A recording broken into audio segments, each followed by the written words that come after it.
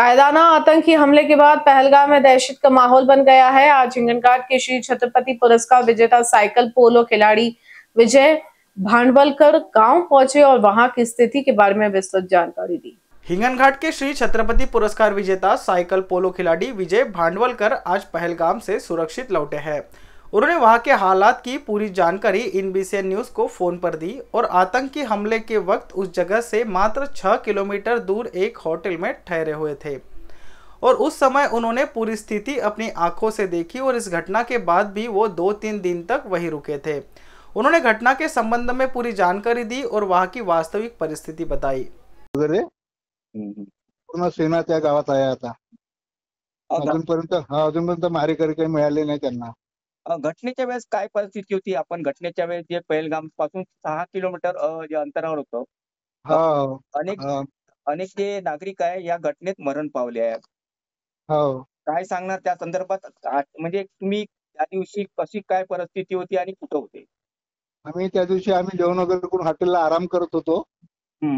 माझा मित्र आहे किरण सायंकार, त्याचा मला फोन आला, अरे भाऊ म्हणे कुठं आहे? म्हणलं बाबा मी हॉटेलमध्ये आहो पहलगामला, तुला माहिती आहे का अशी घटना झाली?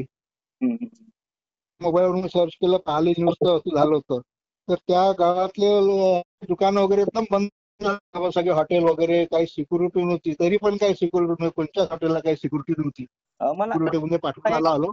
मला एक गोष्ट विचारायची आहे, तिथे स्थानिक लोकांनी पर्यटकाला कुठली कशा प्रकारची मदत केली? त्यावेळेस आपण सुद्धा त्यावेळेस तिथे होते, वातावरण होतं त्यावेळेस ते नागरिक होते, त्यांनी कुठल्या प्रकारची किती मदत पर्यटकांना केली किंवा आपल्याला केली?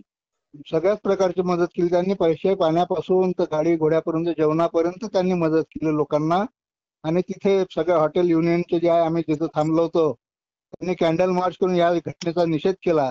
त्या कॅन्डल मार्च मध्ये मी पण सामील झालो होतो, मला पण त्यांनी 2 शब्द बोलायला लावले होते।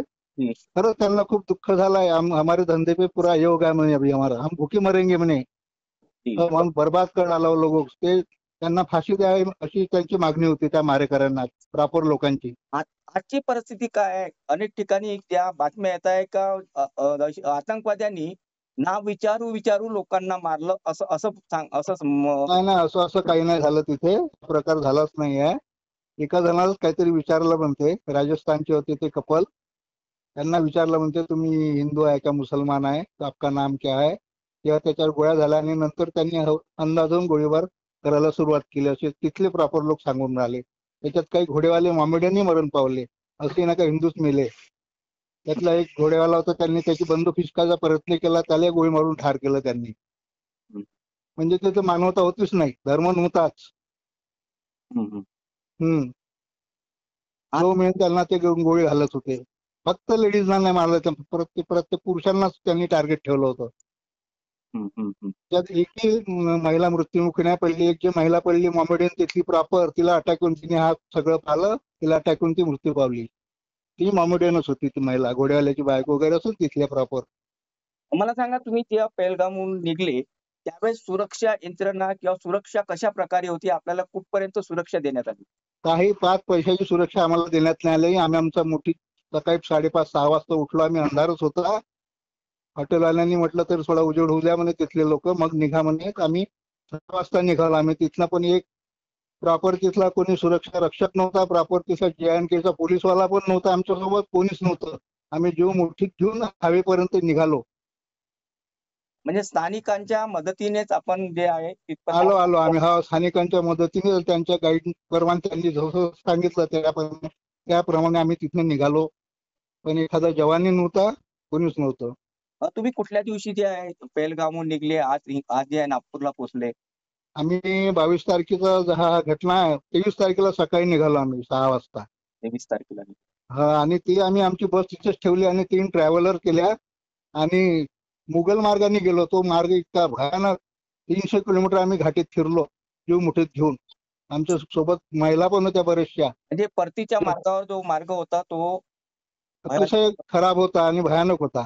त्यावेळेस काही सुरक्षा म्हणजे केंद्र सरकारकडून किंवा स्थानिक जे सरकार आहे आपल्या सुरक्षेसाठी काही पोलीस किंवा नाही नाही प्रॉपर काही नाही. नंतर झालं असं आम्ही गेल्यावर, पण आमच्या तेव्हा जे घटना झाली एक रात्र पूर्ण होऊन गेली होती, पण तिथे आमच्या हॉटेल समोर म्हणा का तुमच्या हॉटेल समोर कोणता सुरक्षा गार्ड नव्हता तिथे.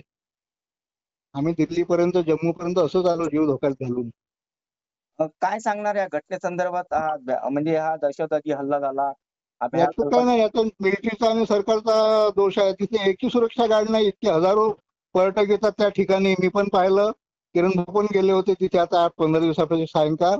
त्यांनी पण बघितलं, खूप मोठा परिसर आहे तो आपला. ते कोणतं बायसरण, हजारो पर्यटक राहते तिथे. मिनी स्वित्झर्लंड म्हणते त्याला, खूप सुंदर आहे ते. तिथे एकही सुरक्षा रक्षक नव्हता, तुमचा का मिलिटरीचा माणूस नाही तिथे स्थानिक पोलीस सुरक्षेसाठी. स्थानिक पोलीसही नव्हते, ते स्थानिक पोलिसांच्या वेशातच आले होते मार्केट. मला सांगा, तिथे जर सुरक्षा असती किंवा स्थानिक पोलीस, मिलिटरी प्रशासन किंवा सरकारने किंवा केंद्र सरकारने लक्ष दिलं असतं, घटना टाळता आली असती असं वाटते का आपल्याला? एवढ्या हत्या नसत्या झाल्या. कोणीतरी त्यांना विरोध करणारं तिथे असतं. खुल्ल्या हत्या नसत्या झाल्या तिथे. आणि सुरक्षा व्यवस्थे, पोलीस असते. एवढे लोक जे मेले आज ते सांगून आले, त्याच्यापेक्षा जास्त लोक मारले गेले आहेत तिथे. धन्यवाद आपण दिलेल्या माहितीबद्दल. हो धन्यवाद. पूरा इंसानियत का कत्ल है, हम इस पे पुरजोर मजम्मत करता है। ऐसा कभी होना नहीं चाहिए। कातिलों के साथ कड़ी से कड़ी सजा होनी चाहिए। इस पर पूरा तहकीकात होनी चाहिए। हम लोग पूरा मजम्मत कर दी इस पर। बिल्कुल बिल्कुल हम सरकार से गुजारिश करते हैं, मोदी जी से हम गुजारिश करते हैं, इन कातिलों को इनकी जड़ तक जाइए, इनको कड़ी से कड़ी सजा मिलनी चाहिए। तो ऐसे कातिलाना हमला यहाँ पे हुआ है, हम दोबारा नहीं होना चाहिए। जिन बुजुर्गों ने हरकत की है उनको कड़ी से कड़ी सजा मिलनी चाहिए, क्योंकि ये पूरी इंसानियत का कत्ल है।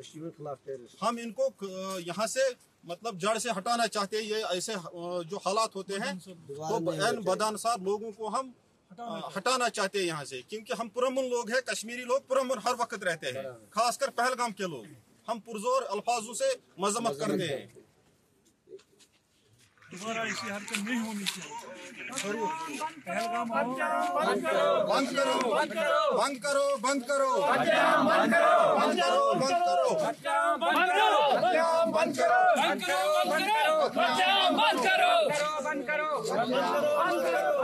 बंद इन BCN न्यूज के लिए हिंगनघाट से रवि येनोडकर की रिपोर्ट।